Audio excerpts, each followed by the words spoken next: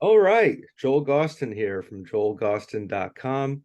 I am beyond thrilled to welcome not only a dear friend, but a bandmate in a couple of different directions. All the way from London, England, Martin King. How you doing, Martin? Hello, mate. Yeah, nice to see you. You're looking good. Thank you, and great to see you. It's been far too long since we've had a proper chat, so this is really nice. Excellent. Okay, good. Well, this won't be a taxing. This won't be a taxing chat for you then, because we can just maybe catch up on some old times and. Yeah, But absolutely, yeah. absolutely. And there's a lot of things we can talk about and certainly will talk about. For those who would be watching this video who are new to your work, you've been a longtime drummer, producer, composer, remixer. You and I worked together in Pigface. You've also in the past been a member of the legendary Test Department and have a current project called Dogtablet. And we'll be getting into all of that, but really to sort of start at the most natural spot, which would be the very beginning. When and how did music, and in particular drumming, first become part of your life? Okay. Well, my dad was a jazz pianist. Uh, he he was amazing. The sort of guy you could just go, oh, you could put a piece of music in front of him, and he'd just go, oh, pretty amazing. And so obviously at a very young age, I was launched into piano lessons, which I hated. Yeah, didn't really enjoy those very much. I had my eyes on, I can't remember why. I mean, I don't know why, but I had my eyes on something much louder. And I think when I was about 10 or 11, uh, mum, they got me these two weird drums. I can't even remember why they got me two weird drums. Two drums on a stand. I think I was younger than that, probably 8 or 9. Two drums on a stand, and I used to just beat them. Not my parents, the drums, and and then I think my dad sort of got the idea that I might this might be a thing for me. So he bought me a little Maxwin drum kit, a little blue Maxwin drum kit. And with that drum kit, I think by the time I used to sit in the garage. So for a couple of years, I just sat in my garage put with a record player, a turntable for people who aren't as old as me, a turntable, and just played along to my favourite sort of tracks, which at that age probably was Elvis. It was probably Elvis tracks. Um, yeah, and then my friend whose back garden backed onto mine, Neil's. He had a bass, and whilst it was too much effort to take the bass and the drums to either one house or the other, he would open his windows, and I would open the back doors to the garage, and we would jam across across the garden. I'm sure the neighbours thought we were amazing. Um, um, but then when I was 14, I met at school. I met a guy called Jez Golding, who I'm still friends with now. I haven't seen him for a long time, but we still chat on Facebook and stuff. And he introduced me to some records that he had, which like punk records and stuff. I used to go around to his house, sit in his room, and we listen to records. And then he said, "Hey, let's get a band together." So we did, and my first band was called Les Nouveaux Riches, and yeah, and I think we did that for up until at least 1980. We were doing that. So I have somewhere in this room an old poster from 1980. It was the 1980 Chaos Show. It was in a little village hall in Tunbridge Wells, where I grew up in Kent, in England. And yeah, so top of the bill was the Anti Nowhere League. Hmm. I don't know if you're familiar with the Anti-Nowhere Oh, League. sure. Oh, yeah. Yeah. So top of the bill was the Anti-Nowhere League, and we were on that bill, and it was all like local bands. For some reason, around about 79, 80, 81, pretty much everyone that I knew was in bands in Tunbridge Wells, and every week in one of the little villages nearby, there would be a hall. Someone would put a gig on. There was a fantastic record shop in Tunbridge Wells called Volunteers, and the guy who owned it he used to let bands rehearse in his storeroom. It was fantastic. So we'd rehearse in there, and then you go and stand in the shop and play records and go, oh, let's do this, let's cover this, and you know, that sort of thing. Absolutely brilliant. And he put on gigs all the time in these little village halls and stuff. It was brilliant, in fact. And people were already at that point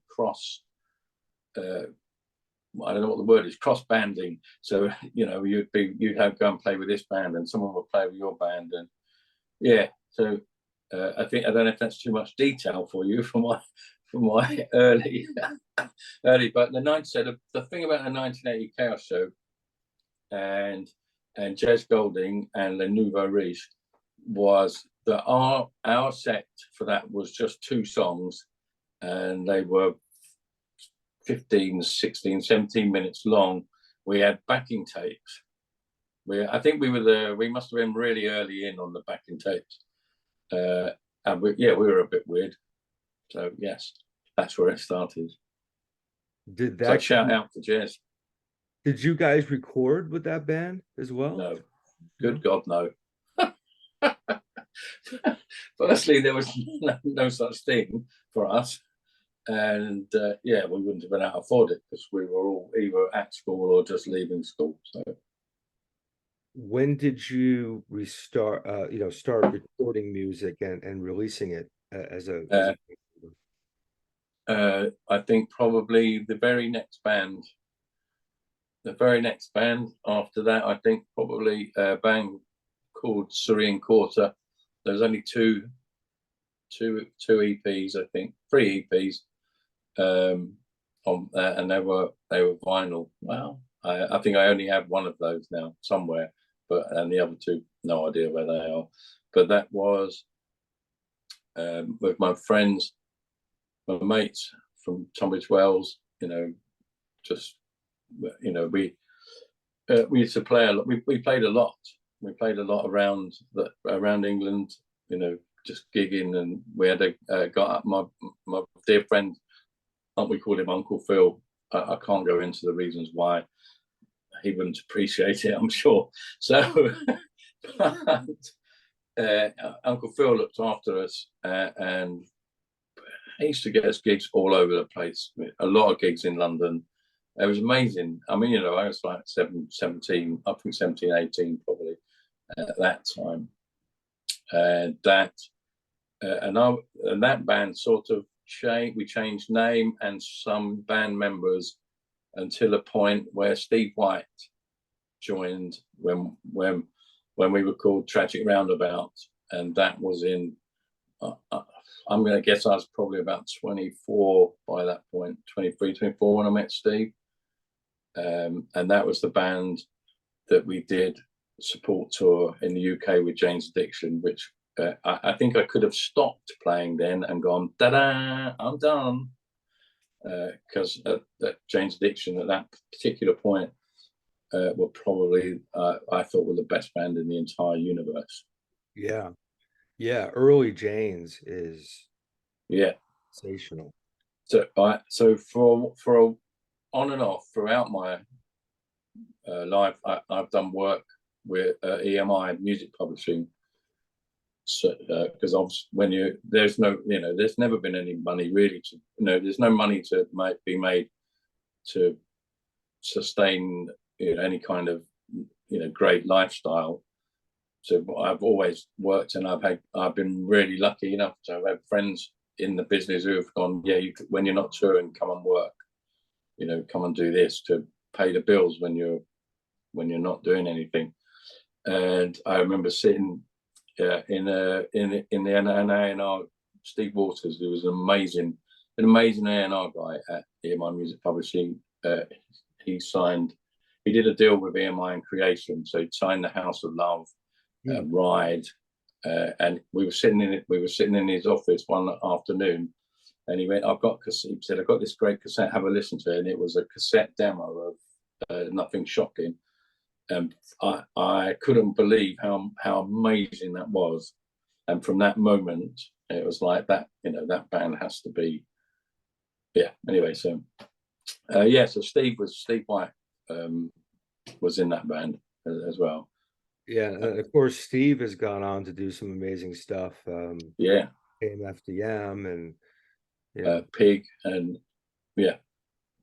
so that's kind of.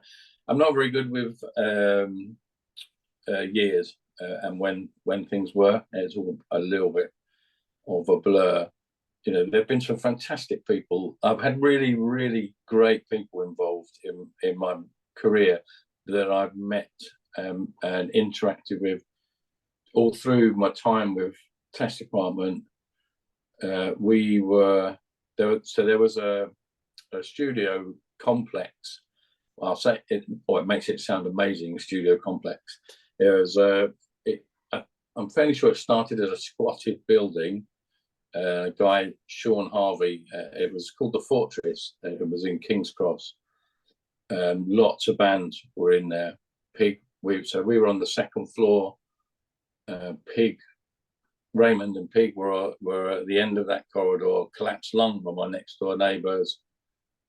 Downstairs was Primal Scream. There's one early Primal Scream, and just lots of old bands who at the time really weren't anything, but then suddenly were, and I was really lucky to be sucked into that little situation, which I did with Test Department, so which is great.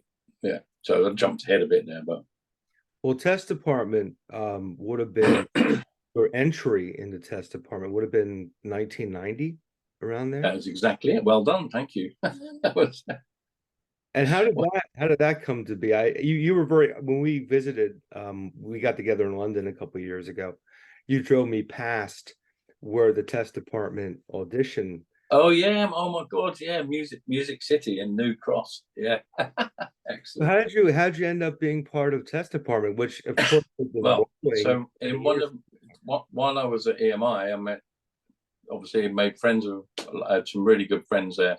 Another guy who I'm still massively friendly with, my friend Stuart Lacey, Big Stu. Sure. He's incredible. He's a bit older. He's about 5 years older than me. I still see on Facebook. He's going out looking at new. He's going watching new bands and stuff, and he loves his music. Anyway, he knew Alistair, who was the bagpipe player for Test Department, and said, "Oh, they're looking for a new drummer, or they're looking for another drummer." And I have to be hands up and honest, I didn't really know. I'd only knew about them because Stuart used to bang on about them all the time. And I thought, well, I'd just been for an audition with Jesus and the Mary Chain, which I didn't get. I have a little side story for that now. I'll park that up for a moment, right? And but yeah, so Stu said, "Oh, do you want to go and do this?" So I went. I know it was only my second audition in my whole life, and I went to Music City in New Cross in southeast London, and met these guys who they looked very, very serious. They were serious looking dudes, and I can't remember whether I had a shaved head or really long hair at the time. I think I might have had my head shaved by then, because I used to have hair down here, and I'm pretty sure. Yeah, I think I had. But anyway, so it was all. My drumming style is I'm quite a freestyle drummer. I know what I'm supposed to do. I know where all the changes are, and I know what I did last time. But when I'm playing, I tend to just make new stuff up when I'm playing. Keep the basics, keep the time, keep the basics. But I don't. I'd be surprised if I played the same thing twice on a tour. that would be amazing. So to find myself in a room where I had like 5 or 6 guys, and they all had notepads and everything was numbered, like we do 20 of these, 5 of these, 5 of those, 6 of those, and I was like, oh yeah, okay, yeah, okay, I can. All right, well, you just start and I'll join in, and we'll see where we go. And it worked really well. Whilst I didn't have a clue where we were at any point in any of the things that we were playing, they seemed to like the aggression of my drumming and the overall my overall physical commitment to the track that we were playing at the time. And that's how I loved about playing drums for Test Department was you just put every ounce of your energy into every single thing you did every day, live, wherever it was, however small or however big the crowd was. It's great. I loved it. So there's no sadness, perhaps, not getting the Mary Chain gig, considering where you ended up. No, so they were looking, and it was, so it must have been around 1990. They had a tour coming up, and they wanted a drummer for the tour, and I went along. Did not. I was pretty. I think I was pretty awful. So I was nervous as I was like, these are people. I buy your records, and now I'm sitting in a room. They weren't the nicest people to me. They were. I'm assuming they saw a lot of people that day, and I give them the benefit of the doubt. It wasn't the most comfortable experience in my life, but I did it. I didn't get it anyway. But my pure joy from the review in NME, and this is pure joy for me because I can still remember it. The review said that if of the gig in London, the first London show was if this had been a football match, the drummer would have been substituted at half time. And I thought, haha, there you go. I could have done that. So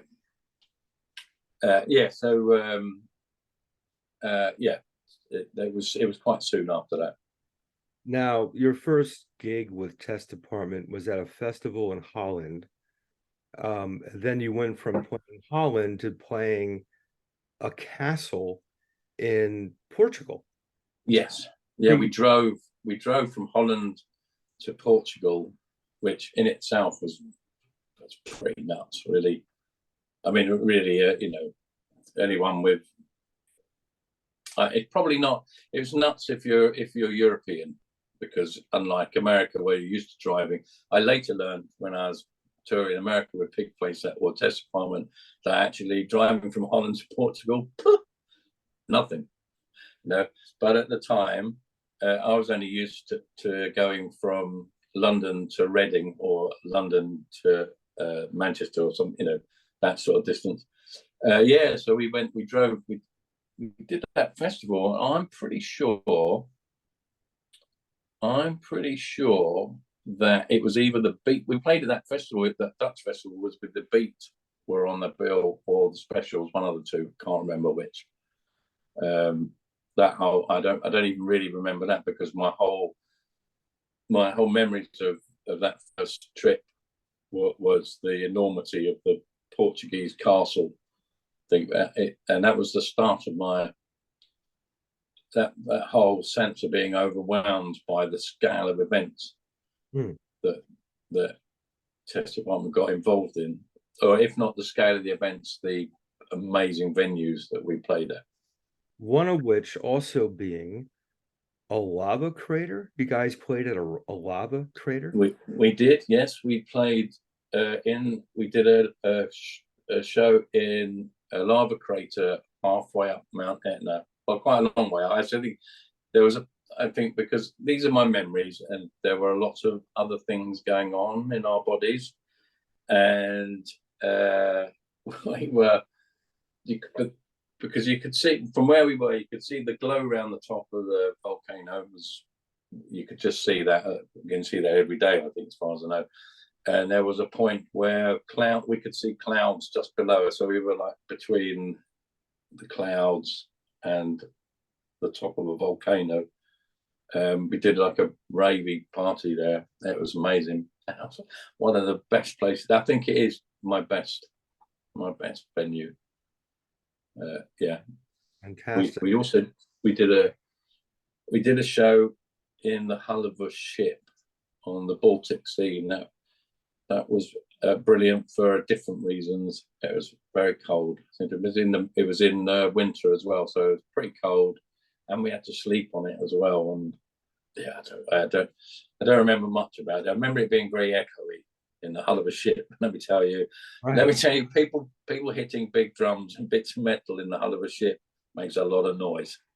Well, from my experience, following Test Department, unconventional is certainly a word to use to describe the Test Department approach to music and everything else. I mean, how would you say your drumming was informed by Test Department? How was your perspective on drumming changed through that entire experience of being a member of that band? Well, from a drumming point of the first thing that happened was I got rid of all my cymbals. That was the first thing. So I played with no cymbals. It was all just drums. And where were we using triggers? Where were we using? I think we were using triggers as well. But, I mean, so it doesn't feel that long ago, Joel, but technology has come so far so quickly that when I think about the nuts way that we used to try and get things to trigger off of things, it is absolutely bonkers. But I think I've always really liked sort of tribal drumming. That's I've always played with lots of toms, not lots of toms as in Neil Peart, Right. but lots of toms as in I play them a lot. Not much hi-hat stuff, although later in with the TD stuff, because a lot of it was quite dancey, the stuff we were doing, so there is a lot of hi-hat work and stuff. Yes, yeah, I would say my drumming became more tribal and more powerful. I know I'm not technically a great drummer. I have a weird action when I'm playing. I don't drum with my wrists. For some reason, I drum with my arms. But I can, I hold a beat down, and everyone knows there's a drummer on the stage. That's kind of, but playing alongside Martin Atkins, for example, his hands are everywhere all the time, and I'm quite envious of that lovely connection between his feet and his hands. My kick pedal has never been my best thing. I'm left-footed and right-handed, okay? So that is not great for fast kick playing. If I could play the kick with my left foot but carry on playing my hi-hats by right, that would be a great setup for me. But I'm sure that someone does that somewhere. But that would be, left-footed, right-handed, which means my right foot is weaker than my left, and so I can't do all those really fast, intricate kick pedals that mine does and stuff. You still get the fucking job done, man. Absolutely. I know that from experience. I've sat next to you drumming. So that's the point. It's I get it done, and that's. I think my favorite music that Test Department did during your years with them is the Totality album. And one of the things I love about that album is that has Katie Jane Garside from Daisy Chainsaw and Queen Adrena on vocals, and I'm such a fan of hers. I think she's marvelous. How did she get involved in Test Department during that time? I'm going to say through her friendship with Graham. I think that was pretty sure that was it.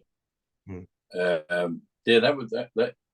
I know, and there's a lot of industrial purists who don't really like that particular time of Test Department Totality, because we were using electronic beats and dance. You know, there was a lot of dance vibe, and lots of the tours and the shows that we did in Europe were in squatted venues, you know, in Italy and Germany and stuff, where raves, people were putting on raves, and they were getting us to come and play, because it's that intensity of the tribal and the dance beats and stuff. And I know it's not, you know, a lot of people, they go, oh yeah, Test Dept, when they stopped doing those big amazing shows that they were doing, it wasn't the same. And it's not the same, but if you're not going to evolve, and you can't just do the same things over and over and over and over again, can you? I mean, yeah, no one can survive. I mean, you could survive by making money probably if you were doing it and you were successful, but you can't survive up here by just keep doing the same things over and over and over again. Yeah, absolutely. Great point. I love that era of Test Department. I think that's my most go-to era of the group, you know. That pleases me no end, actually, because that was a period in time.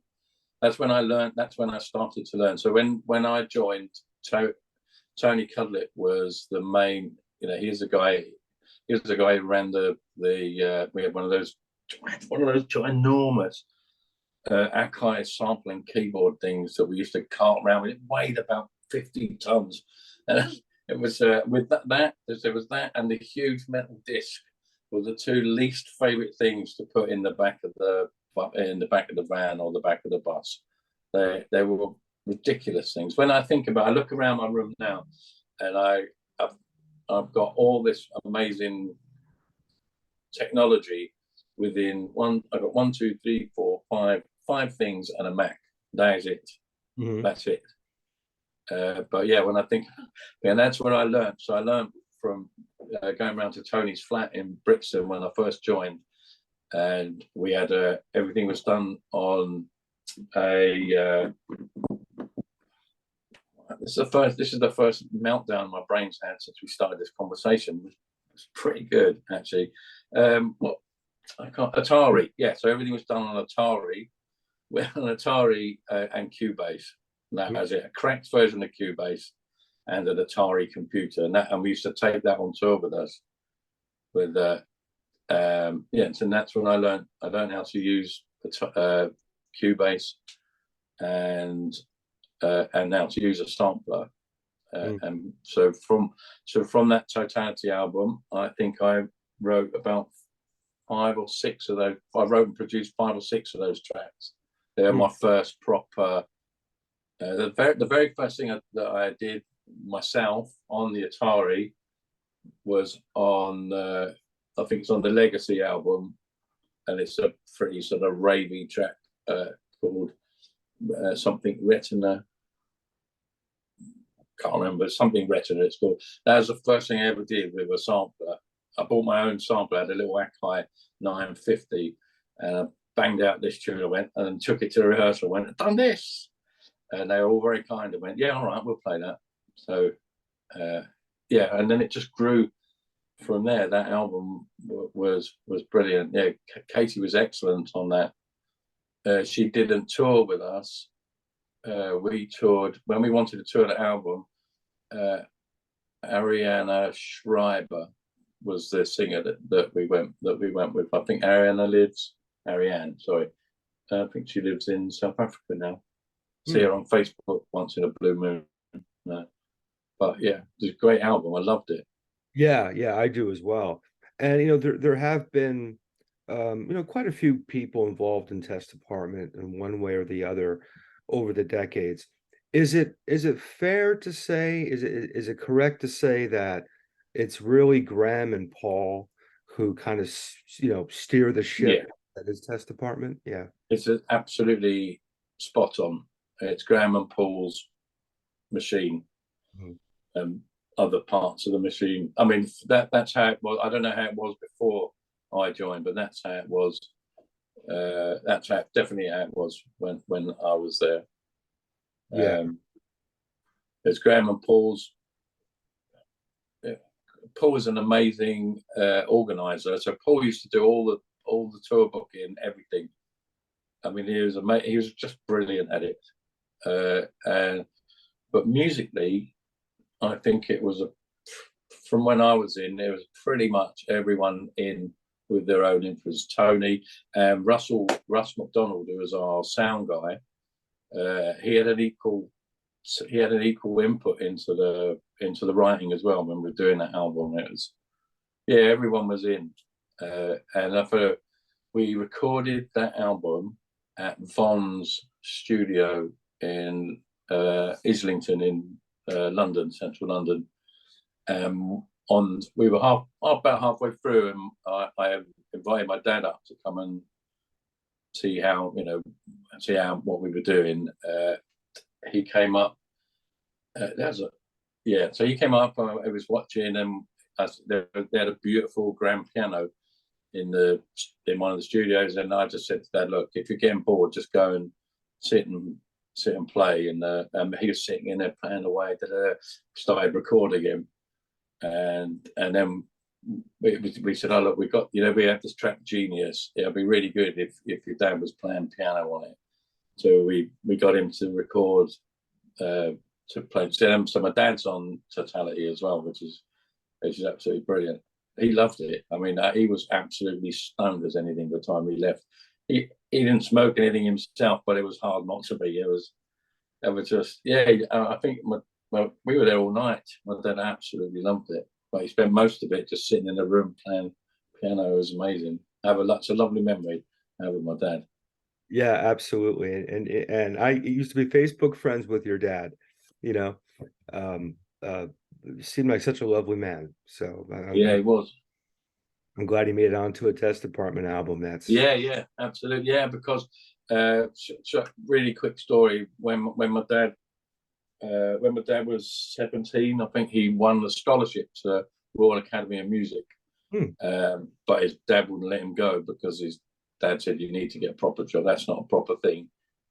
Get yourself on the railways where I work." And that's what he did. He went and did a proper job. So I think that's how I benefited from my dad just going, "I'm not going to do that. I'm not going to hobble you like I was hobbled." So yeah. It was around this time, I want to say like 97-ish.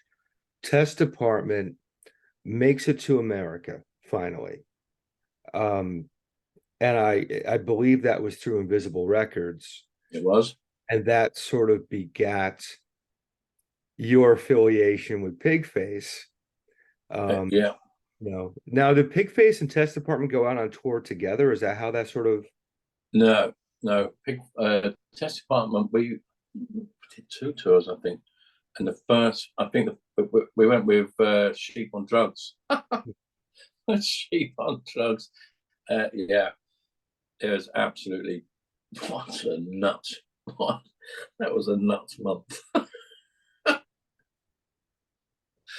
I love those guys. Yeah, good old Lee Frazier. Yeah. Mr. X. I was behind. I was immigration. I was behind Mr. X when he handed his passport over. I don't know if people know that his passport actually was in the name of Mr. X. And it just to stand there watching the guy, looking at him, looking at his passport, looking at him, looking at his passport. And yeah, it was brilliant. In fact, by the time they dealt with Duncan, I just breezed through. Yep, here I am. I'm here. Thanks very much, guys. Like, yeah, off you go. Bye. And you tour with Pigface. I think it must have been the new High and Low tour or thereabouts. Yeah.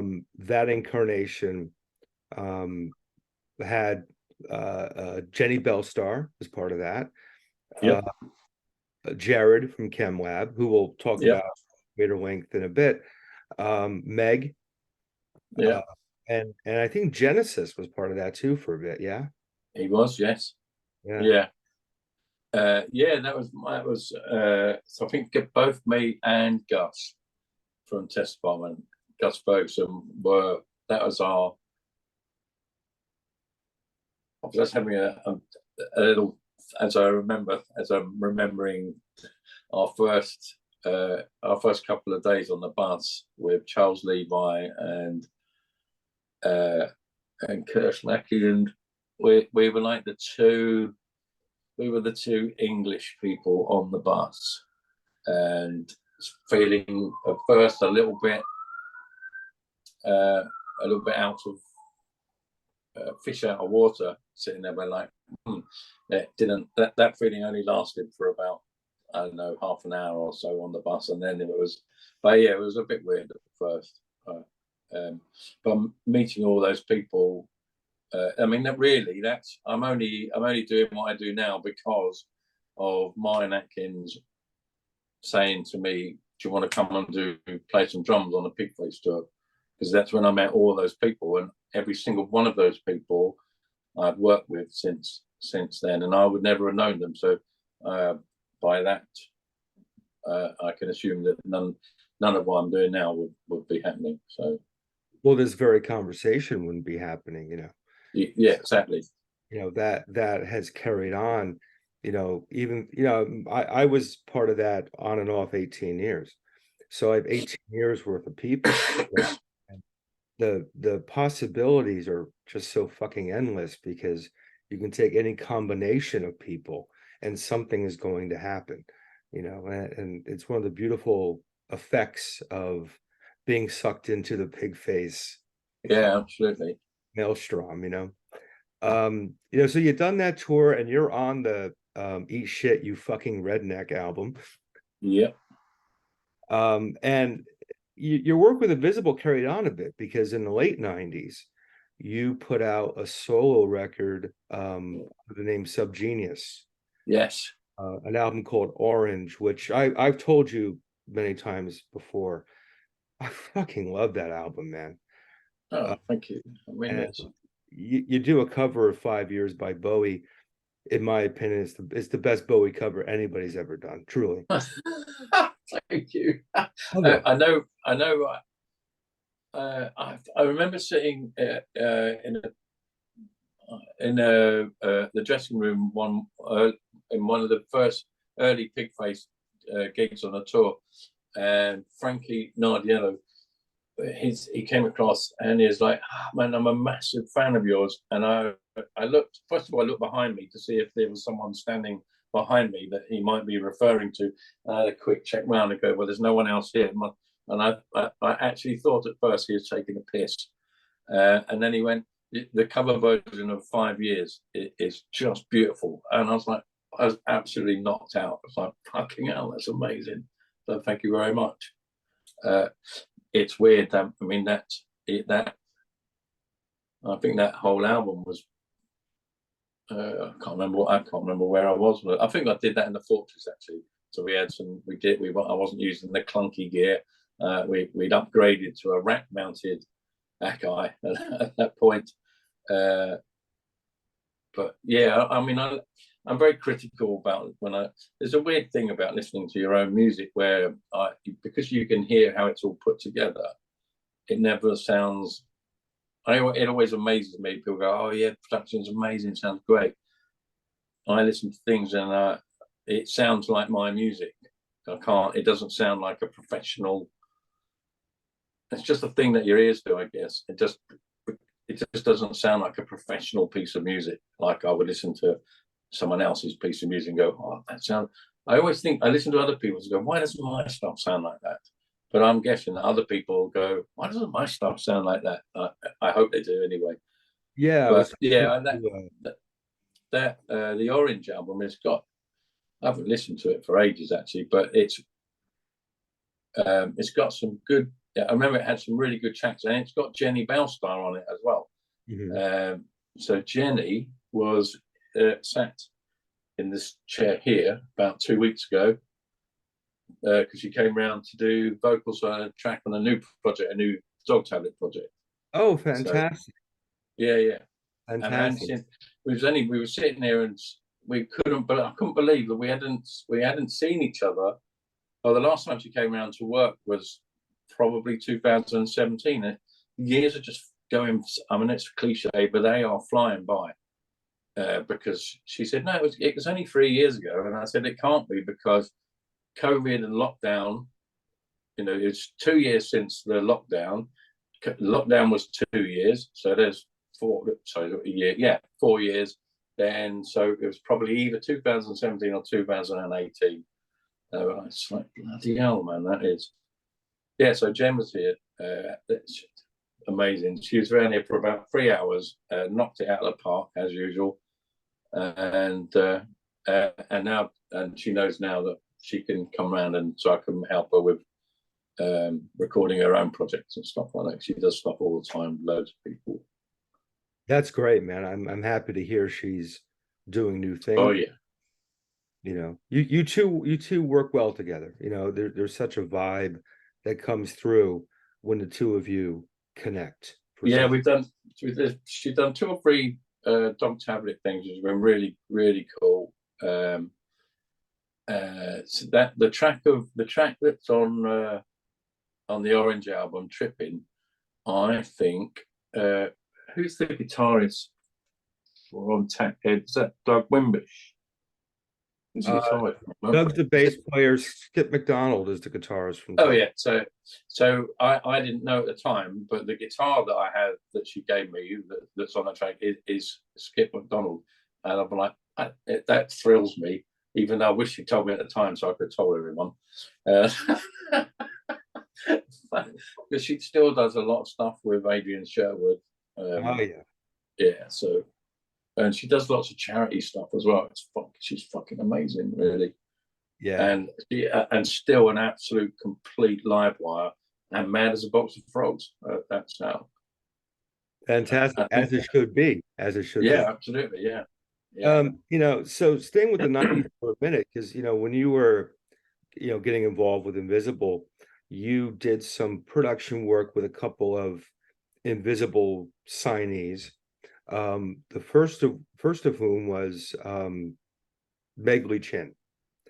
You Oh know, yeah, Meg's on the Orange album as well. I remember now. Yes, sorry. Yeah, cool. just a singular presence, you know, certainly in many ways. What can you tell me about the days, you know, that particular time collaborating with Meg, either on stage or off? Because I know, you know, she was part of that Pigface tour, then it kind of translated into the studio. Yeah. A bit. Well, Meg, I'm just sorry. I just need to shut this window because it's cold now. You should come up here, man. Well, okay. When I say it's cold, it's London cold. Okay, a little bit chilly. Yeah. Yeah. So Meg, I love working with Meg because, like all the people in Pigface, there are little whirlwinds within your world. Yes. So they're all spinning all the time. They're all going like that all around you, and it keeps everything really vibrant.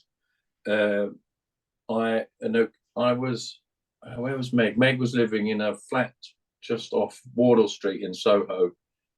I used to go around sometimes, have a cup of tea and chat and stuff, and listen to bits of music. And then she did that track for me on the Orange album. I've seen her. I saw her. I went to see her about, I'm guessing probably 3 or 4 months ago. She does some work with an art collective, poetry and stuff, spoken word thing in central London.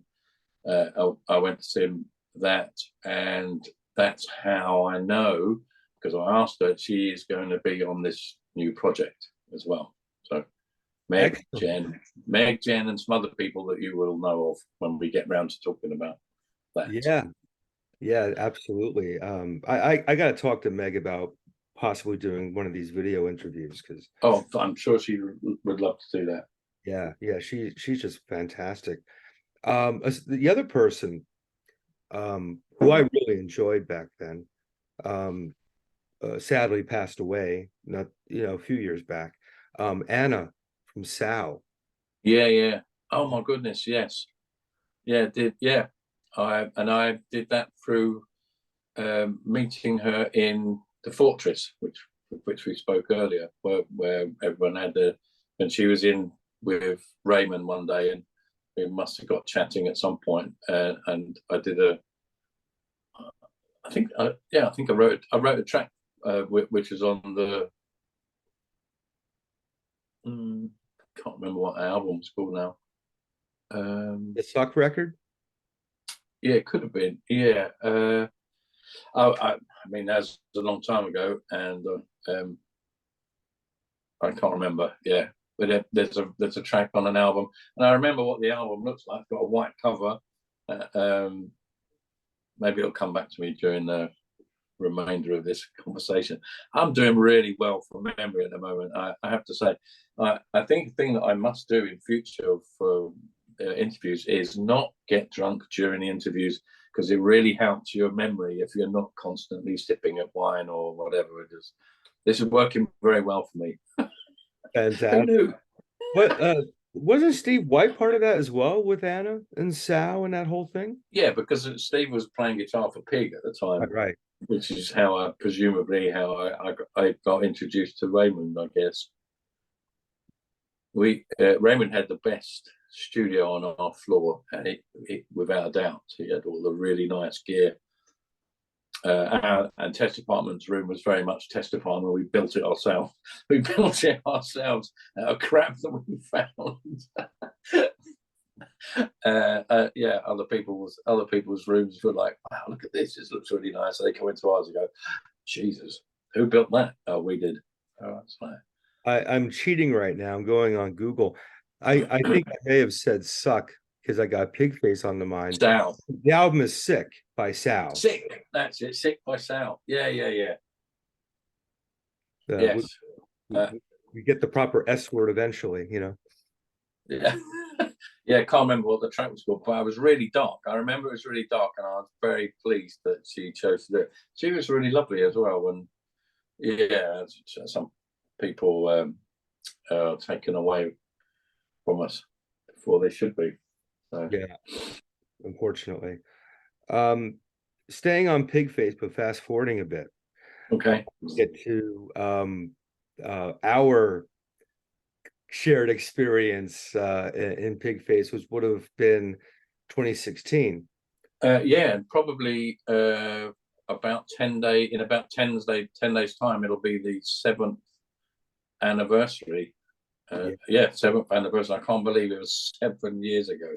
It's unreal. As you said earlier, time is just. Yeah. Honestly. But it was such a great for me. It was the first time I had done Pigface in 15 years. And wow. I know it had been even longer for you. Yeah. And how do you describe Pigface as someone who's not in it?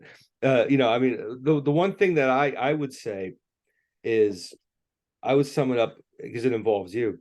When Martin was putting that whole 25-year, 2-show thing together, there used to be that private Facebook group for all of us, Yeah. So you and I started talking through that. We became cyber friends, let's say. And then we meet at Reggie's at a time when it's Thanksgiving. So people are kind of like arriving from the airport. I think Dirk showed up still wearing his apron from work. Yes, it was a bit chaotic. Well, yeah, of course, because it's Pigface. Yeah. So, I'll fast forward the story for the purpose, but you and I end up on stage. You've got Martin's kit. I've got the second kit. First time I'd ever played with another drummer behind a kit, because when I had done Pigface before, it was percussion, Yeah. So I guess it would have been Curse. Samples the intro to Steamroller. Jimmy Marcus comes up, Seabold, Greta, Levi. You and I start clicking the sticks. 1, 2, 3, 4. When I hit 2, I'm thinking, I don't know this fucking song. No, I didn't know it either. Let me tell you, I did not know that song from Adam. And here we are playing it in front of 400 people who are losing their minds as they watch a band that has no fucking idea what they're doing. But somehow it works, right? Somehow it works. Like I say, if you keep a steady beat and you make it loud, you're there and everything is anchored. I think that's I because that is a sort of typical Martin Atkins thing to do, just to go, I'll tell you what, why don't you play this? And I go, okay, well, in the months leading up to coming over to do this, there were a number of tracks which I listened to every day, and this wasn't one of them. Never mind, there you go, there's a stick. Off you go, get on with it. That's... Fucking exactly, because I was asking him for weeks, what are we doing? You know, and you get the typical Pigface answer, which is nothing. You don't get an answer. Yeah. And that day, 12:01 a.m. that morning, he sends me an email. Learn Guilty by Gravity Kills. And I'm like, huh? So I grabbed the track. I'm on the plane with my wife, my then wife, and our friend. Got the iPhone, or iPod, playing that fucking song over and over again. I know that song now better than Jeff Shield knows that song. I listened to it. Show up at Chicago. Long story short, I don't play that fucking song, but I play like 7 others I didn't know. I think actually when Guilty was being played at the House of Blues, I walked over and banged a tom for like 2 seconds. I could say I played on the fucking thing because I spent hours learning it. Brilliant. That's excellent. Yeah, that kind of, I think that sums up. That sums up the chaos of it's organized chaos, but it is chaotic. Absolutely. And how can it not be with so many people just dipping in and that? Meeting Reggie's and seeing people I hadn't seen for 15 years. But maths isn't my strong point, is it? 16, 17 years. I was pretty damn good actually. Yeah, I loved it. Yeah, it was great. And I love your performance at the House of Blues show, the second show, when he had the massive drum out in the crowd. I mean, because I kept asking, and because I wanted to do it, I kept on. I need a big bass drum. I spent a lot of time on the internet here trying to find somewhere I could get a marching drum that I could get. I couldn't find anything, and it was like everyone was like, "Oh, don't worry, we'll sort it. We'll sort it. We'll sort it." And I get there, and but I've got some brain freeze now. I can't remember his name now. Oh, I'm really sorry. And when I do remember it, I'll apologize again. But it was like, I was given an oil drum, and and I made with a hammer handle. We used to, so in test department, we used to use hammer handles and then just wrapped gaffer tape or a sock and loads of gaffer tape around the end, and that was that. So I think it was a hammer handle in the end. It was quite difficult to jump off a stage with that slung around your neck. I was used to doing it with the bass drum because everyone would get out of your way if you jumped into a crowd with a huge marching bass drum. The room would be made, but a guy jumping off the stage with a barrel, not so much. So they soon move out of the way when you start flailing your arms around. I have to say it's very enjoyable. And very physical. I love the physical. That's what I loved about Test Department. I love the physical aspects of Test Department. It's the same thing with Pigface. I used to love that, and I love watching. Sitting behind the drums and watching. Okay, it's getting worse. This is getting worse. Watching Jared sailing out on his rubber dinghy. Yeah. Then I saw on the news the other day. I think it was James Blunt or somebody, maybe not James Blunt, doesn't seem like him, or somebody was like an amazing. He's so funny. He's got in a rubber dinghy and he's gone out in the crowd. And I was like, yeah, where are you now? 2023. We were doing that in 1998. I'm sure more other people had done that, but that's how I remember Jared just sailing off across the sea of people in a rubber dinghy. That was brilliant. Now let me get your opinion of something. Of those 2 shows we did for Big Face 25, which one do you think was your favorite of the two? I think, well, personally, the House of Blues for me. There are two personal reasons for that. Well, one of the personal reasons is because my wife Penny came. Oh, she says hi, by the way. I was supposed to do that right at the start. Sorry, Pen. Because she'd never seen me play before, and because we arrived in Chicago on the night of Reggie's. Mm-hmm.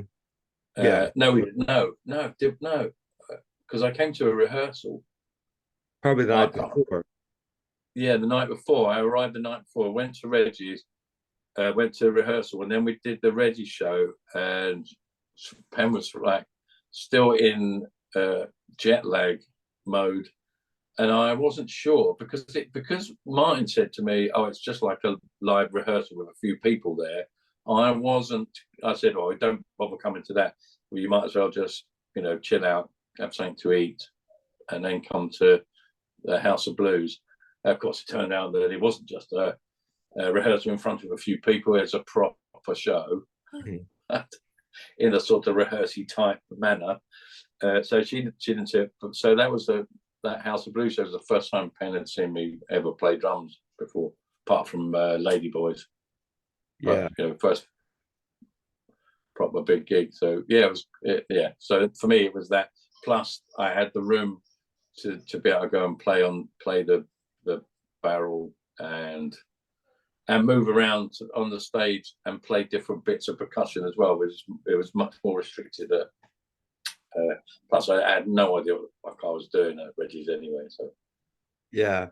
I mean, of the two of them, obviously, I love the grand blues.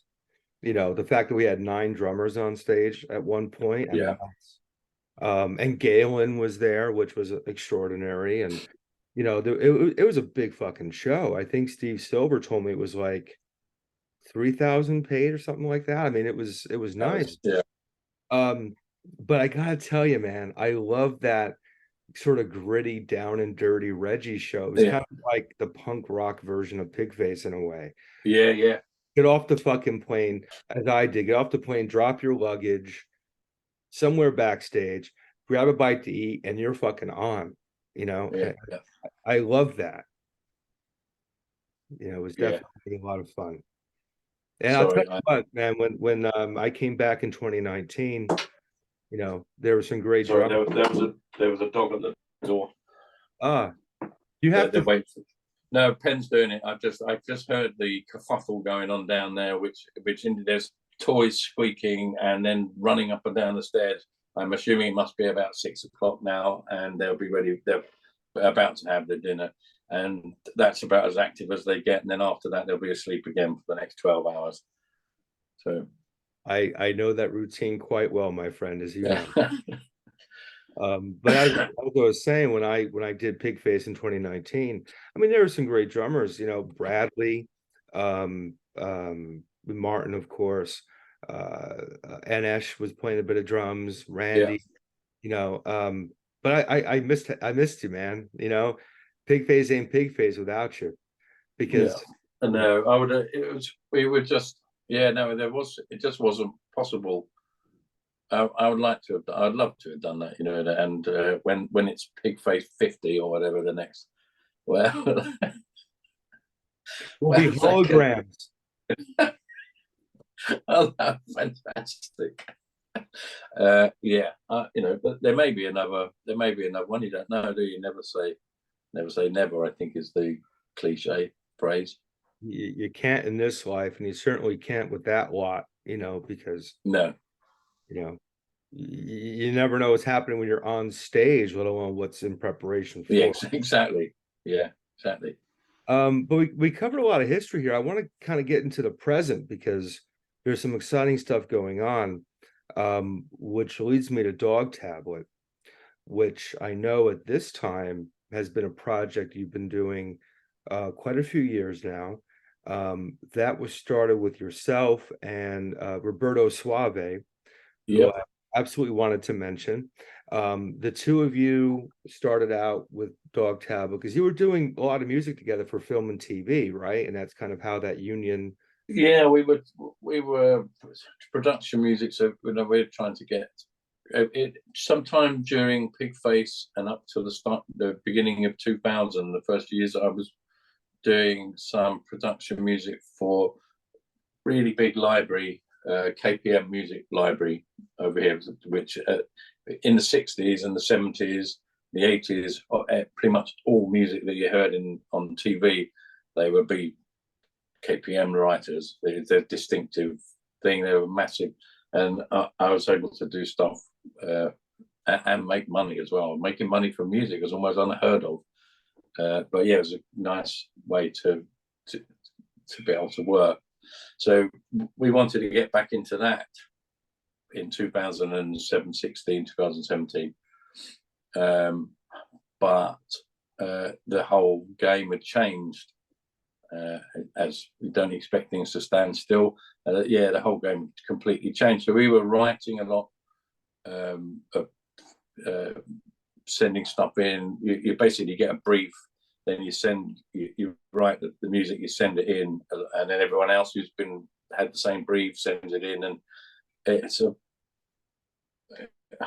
it's a heartbreaking thing because you've got these great bits of music and then it doesn't get used, and so we reached a point where we're like, come on, because a lot of the production music, it seems now, is, you get asked now, it's like, oh, can you do a track that sounds like Lady Gaga's this, or some, and you go, do you know, if I could write a fucking tune like that, I wouldn't be sitting here fucking asking you if you could use my music. I'd be a successful pop star, pop writing artist.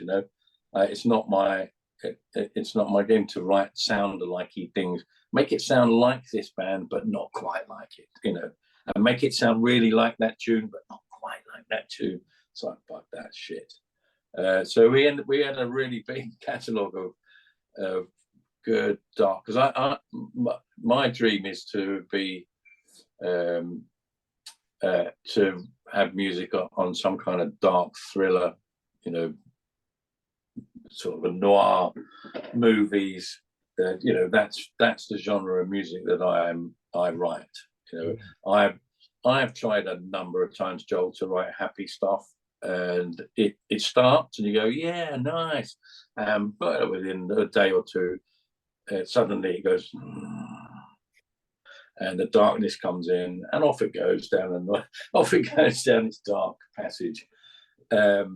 So I said, why don't we just put an album again? Everyone's putting stuff out. Why don't we just put an album out? So we did that. So that first, Outlaws and Strays, I love, and it's great. There's no vocals on it. It's all instrumentals because they were all written for different ideas and stuff. So we did that, and then we liked doing it, and then we suddenly realized we were in a band. We hadn't been in a band for a long time. So it was like, hey, let's do another one. So and then on the second one, Double 30, got a couple of people in to do. Jenny came, did a couple of vocal track, one or two, can't remember. I think Mike Reedy's on that album too. And then one track, I got back in touch with Jared, who I hadn't seen since Pigface, and just said, fancy doing some vocals on the track? And he's like, yes, yeah. Kate came round and we did that, and then after that we were like inseparable music people together.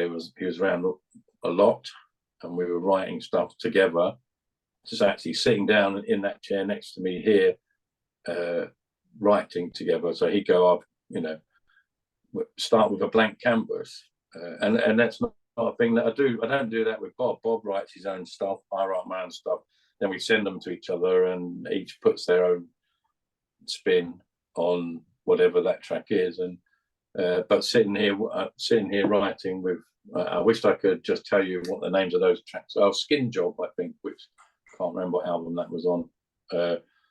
But yes, Skin Job was. I sat here with Jared, and he was mumbling into his phone, singing, "No, writing away, putting beats down," and sending him into the next room to do the vocals and stuff. Yeah, it was brilliant, and I miss working with him. And we have texts or phone calls once a month.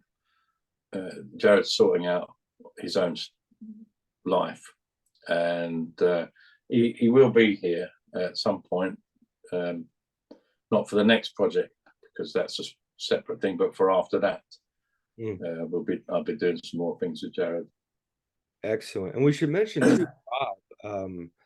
Bob's had a great history. He was in the Associates, played in an amazing band called Shelly and Orphan. I recommend anyone watching the video who doesn't know Shelly and Orphan to track those albums down. There's actually a box set that you can find if you dig enough. And of course, he toured with The Cure on bass too. So I mean, he's quite a bit, Yeah, because Shelly and Orphan were the support, I think, for the Cure on, and I know he's told me before, I can't remember what tour it was, but it was a world tour, and they were on. They supported, and then on the next tour, he got a phone call halfway through the tour. He got a phone call at home in the middle of the night to say, "Bob, what are you doing? We need you. Would you like to come and play bass for the Cure on the rest of this tour?" And we was like, "Yes." And how quickly do you want me to get there? And off we went and did that. So yeah, and Presence as well with another name. Yeah. Yeah. So yeah, he's been around, but at the moment, Bob is also dealing with personal stuff. So last album, Bob really didn't have much of an input in, so I'm pretty much doing it all myself at the moment. He'll be back. He'll be back probably by start of next year, maybe for this next project. I'm hoping. So stuff happens, and just got to deal with it, haven't you? And that. Yeah, I mean that we all have those twists, and and things that impact our abilities to do all the wonderful fun things, and that's what makes the wonderful fun things great when they do happen, because exactly, it can be a long walk, to one of these things happening. So yeah. But you and Bob and as Dogtablet have done, you've amassed a very cool body of work. You've put out quite a few things over the years, and the sort of spotlight the newest thing, which I think is a week old now. Yeah. And I gotta say, man, it's probably my favorite thing you guys have done. It's an EP called Summertime, which is on Bandcamp. It's got Mike Reedy, who's a dear friend of mine as well. I did some drumming on one of his Worm records a couple years back. Dirk's on it. You've got some great remixes, and of course, you cover the classic song "Summertime." So let's kind of get into that, and we'll let you to do your own sort of rendition of that. Yeah. So I had, I mean. I just had this sort of track that I was working on. I have no. I'm just writing on stuff, but I have no plan for it. You just go, I'll get this, and I get about halfway through sometimes, and you say, I'm a bit bored of that. You just push it away, and move on to the next thing. And it's only later when you're looking for tracks, when you know you're doing an album. So you're going, right, now I'm going to go through everything I did, all those things I put in that folder, which I thought were cool ideas to start, and then you go, okay, I'll take that one. And so and for some reason, on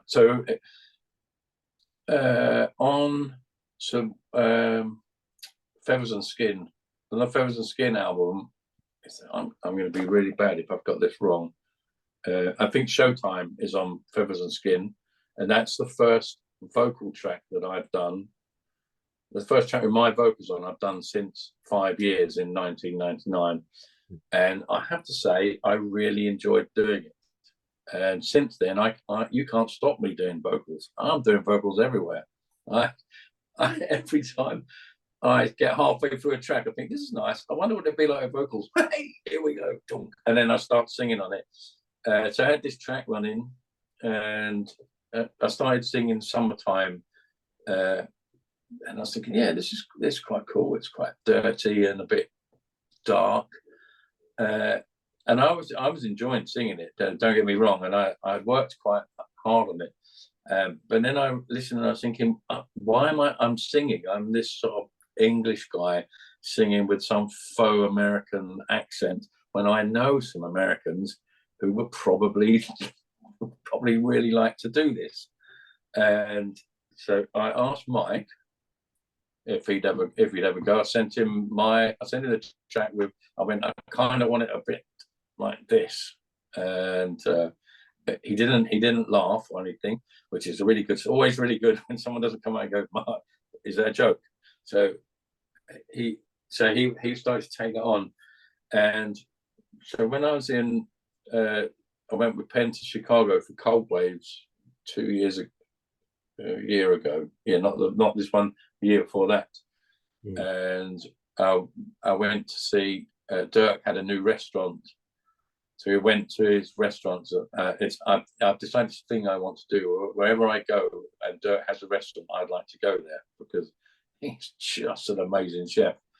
And we had the usual conversation that we had, which goes, really like you to do some vocals one day, Doug. Yeah, I really want to do that. I'm so busy. Yeah, I know you are. But hey, one day, I'll be amazing. Yay. Speak to you soon. And we never have until I was listening to Mike, and I was thinking, why don't we have two singers that are in a way? And so I got in touch with Dirk and send him the track as well with Mike, and he was really knocked out by Mike's vocals. But oh yeah, I really want to do that. And then I think 10 months passed, should we say 10 months, where Dirk was off in Memphis on a new restaurant thing, and and then finally our good friend Roger Ebner managed to pull everyone into the same room for a recording session about I think probably this whole track probably started longer than, because the track's been ready now for 3 months. I've been trying to I can't get clearance to release it. I can't get a license trying through the publishers here, because it's a release in the US. If it was just here, I think it'd be fine for me. But because it's a world release thing, I need to get clearance from the Gershwin estate, and been to the publishers. I know it'll get there eventually, but originally I wanted it out on Halloween because it seemed like a really nice, like a proper dark tune for Halloween. And I understand why Jim couldn't do it on Distortion, because I've got to deal with Distortion. And I just said to him, I really don't want this track to go to waste. So if you don't mind, I'm just going to whack it out on Bandcamp, and then maybe when we get the clearance, we can push it on to all the other streaming services, because it is quite good. And it was fun. It was fun to do, and that means now finally, next time I go to a restaurant, Dirk makes me a lovely dinner, I can go see that track we did. Yeah, brilliant. Yeah, so it was good. I should mention, and it's been dragging on for years because somebody who's involved in the project can't get his attention back on it. I don't know who that might be. But we've been working on a track together for a long time now. Oh my God, yes. See, that's how long it's been sitting there. Yeah, and I reckon that was pre-COVID as well, wasn't it? So yeah. Easy, yeah. But what happened to that track? It's on the list. The status I have is the vocals are done because Dirk sings on it. Right. Mimi sings on it. I think it's at the point. I gotta talk to Roger. I gotta get our guy Roger back in on this. I think it's ready to be mixed, and I think Christoph is going to be doing some of that for us. Roping in Chris, you know. So, but you know, we have this song that started in 2017, 18. Yeah. It's got 4 drummers on it, you, me, Ted Parsons from Prong and Godflesh, and Jesse Hunt from Pigface. Jesse Hunt, that's the name I couldn't remember from before. It was Jesse that gave me the barrel. Thank you. Sorry, Jesse. The great Jesse Hunt. We got Greta Brinkman and Karen on bass, Karen Ringheimer from Bellhead, Troy Gregory from Flotsam and Jetsam. It's like it kind of became a monster, and it's my fault it exists, so I have to get it finished. So yes, you do. We're gonna probably talk about that soon. But you're talking about Dirk, and I'm like, oh shit, you know, we still got to finish that track that we've been with for the last many years. But the Summertime EP, because it is an EP, does have remixes and stuff. Yes, Scott. So I wanted, and I wanted to put the Summertime out, but it's not. You know, I had no plans to save it for an album or anything like that, because if I wanted it out because I love doing it, and then I wanted to have, you can't just put one song out, can you? So I asked for some remixes and got a bunch of really good remixes of tracks from the last Dogtablet album, Black Space Dust and Memories, and yeah, so I put them on an EP and go, there you go, $5 or whatever. You know, that's a reasonable thing. But the thing that's annoying me is that it's not, you know, it's like over here, not Bandcamp's not as big as it is in the States. Mm-hmm. So really, I need to get it onto Spotify here and Apple and all the blah, blah, blah, blah. Yeah. Well, hopefully that comes to fruition. Yeah, I keep every week. I send them. I send an email to go. Hello, remember me? You know. I used to do clearances for Queen when I was at EMI. I know what it's like when someone goes, "Here's my band, and we've done a cover of this," and you go, "Oh, why did you tell me that? Why didn't you just put it out?" That's kind of how it. Because now I'm going to have to say no. So, I know what it's like. So I just every week I just go, here, I'm still here, I'm still waiting any day. You know, we're not asking for a royalty, we haven't changed anything, the lyrics are the same, it's just a cover version. You know, might not be the same as the other versions, but it's just a cover version, you know. So it should be straightforward. You can do Bandcamp. Probably not. But it's my responsibility. And I said to Penn, knowing my luck, the way things go for me, it'll be a massive internet hit. And they'll go, hey, have you got a license for that? Well, yeah. I could put the link up in the video when I post it. Oh, you should do anyway. So, because you know. Yeah, well, I'm going to direct people to your entire Bandcamp history as well, because there's some really great music there. When it comes to Dogtablet, I was down at the Dark Force Fest earlier this year in New Jersey. Curse played, you know, Chris and Roger played with Bile, Ayatollah played, you know, so I was kind of bouncing around, and I will say there were people there asking when Dogtablet would be playing live and playing specifically in the US. Any thought to what that possibility may be at some point? I wouldn't. I mean, I wouldn't know how I would do that really. We've got so many, you know, we've got on that last album 7 different singers. You know, it's not really a feasible. It's not a fit, and I'm certainly not comfortable in standing live and singing in front of people. Jesus, it's all very well singing in your own studio with your headphones on, tons of reverb, and go, everything sounds amazing. I have my only experience really of standing at the front and singing was on when we did the Ladyboys, my 50th birthday party, and I got up from behind the kit to sing Stray Cat Strut, and halfway through completely forgot the words and I had to stop everyone and start again. That is the level of my live singing capabilities.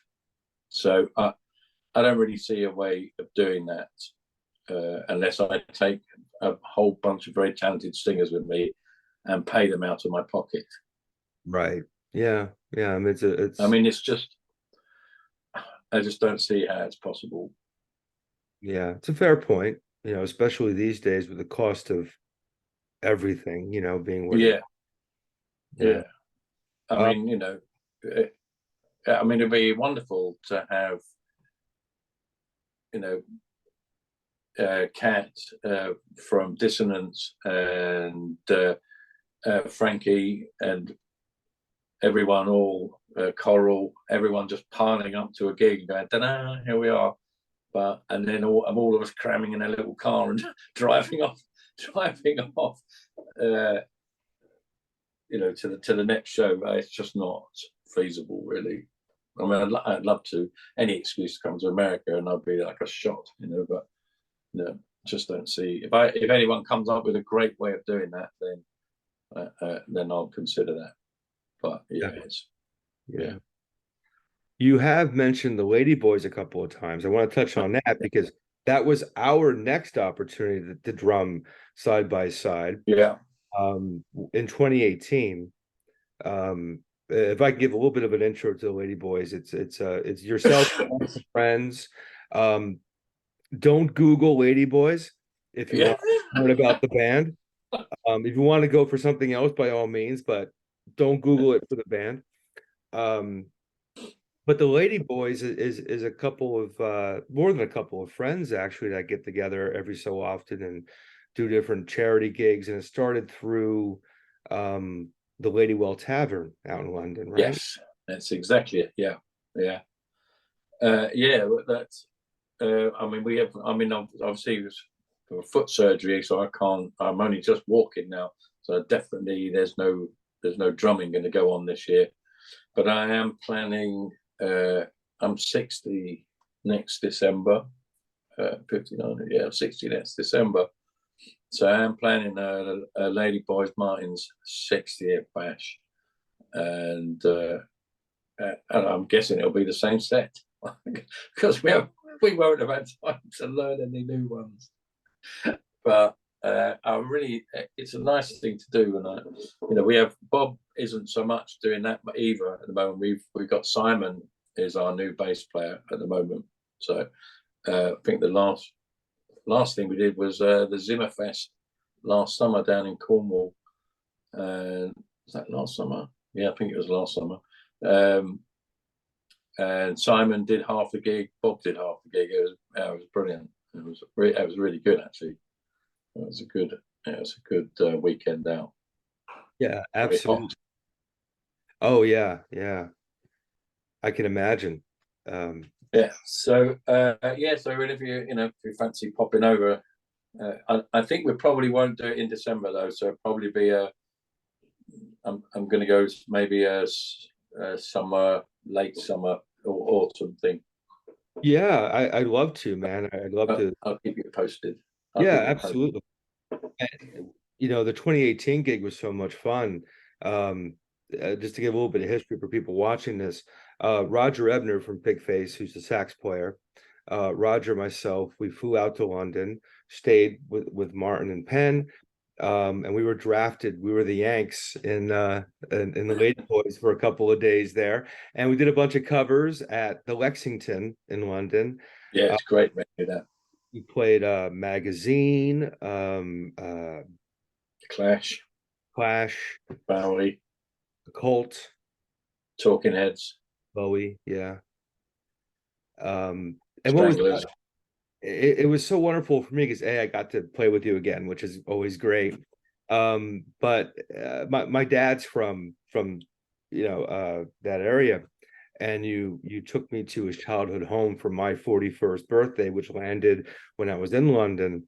and it was so cool. I think it was you, either you or Roger took the photo of me outside the place, Yeah, send it to Dad. I mean, it was such a cool mini week to kind of get out there and do that. And I would love to do it again. And of course, that also led to me talking to Meg for the first time in oh yeah, because 17 years. Meg came and did White Rabbit. the Cult and White Rabbit and She Sound Sanctuary. Yeah. Yeah, brilliant. It was crazy because last time I'd seen her was 2001 at the Limelight Yeah, when we played, so again, you're talking about, you won't know what's going to happen. Well, 17 years between yeah, gigs, yeah. so that was such a great time. So please give my love to everybody. And Oh, I will do. I will do. And so Meg, as I say, I saw Meg a few months, probably 6 months now, probably. So I've got a new Dogtablet project for next. I'm going to say spring. It's easy to pick a date, a time. Oh yeah, be out then. Probably I won't. know. But but I'm doing it's a Dogtablet. It might be depending on how many tracks I can write. It might be a mini album probably, or it might be a full album, but with all female vocals. Hmm. So no macho man growling. Yes, and I've got a couple of my usual suspects are in. Coral said she'd like to do one, and Jen's already been over to start one for herself. Meg's up for doing one as well. I'm stretching my brain now to remember names. I can remember names of dogs I meet in the park, no problem. But people, much harder. Marcel Hodges, we've already done one for, so that's hers. Yvette Winkler, I think, will be doing a track as well. There are two other people, and I just at the moment it'll come to me. Sometime during the night, I'll probably wake up and shout their names out, and Pen will be like, "Why are you shouting out women's names in the middle of the night?" I can't. But yeah, so that's the plan. It'll be, I'm sort of enjoying the idea of that. It's like it'll be normal, dark, slow beat. Awesome. Dark wavy things. Yeah, but yeah, it all depends on how much I can write. So that's kind of the project at the moment, is to just keep writing. Although the last 3 days, I am doing. I was asked to do it. No, I wasn't. I wasn't asked. That's not true. I asked. Let's get it the right way around.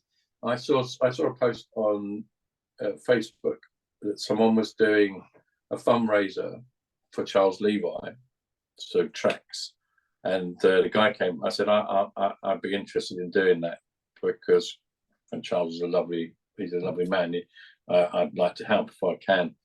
And he said, "Oh yeah, people are doing tracks from the '80s." So I was like, "Oh, okay." So that's no problem because I was around in the '80s.